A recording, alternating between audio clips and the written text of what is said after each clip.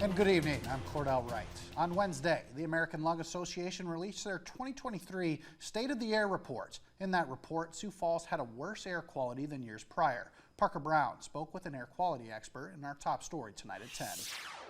Sioux Falls used to be on the American Lung Association's cleanest cities list. Even though they fell off of that this year, there's reason to believe they can be back on it again.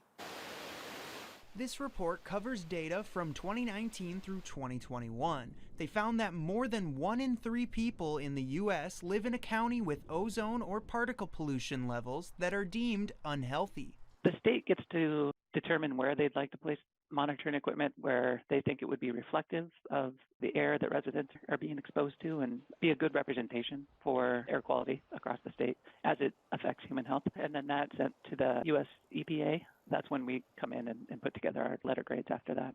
There are some categories that show Sioux Falls trending in the right direction. Sioux Falls had fewer unhealthy days of high ozone compared to the last report. The main reason Sioux Falls received a worse overall grade was because of particle pollution. We went from A's and B's in the short-term air pollutant levels to a lot of C's and D's. It's not good. And that really, a lot of that would have come with the addition of that 2021 data and probably be wildfire smoke related.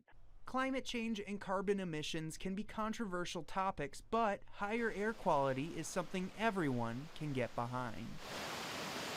Regardless of sort of politics or anything like that, most Americans really value clean air. We get into discussions about how and where we do it, but fundamentally, I think we're all of the frame of mind that we just know clean air is good and we need to do what we can to protect it.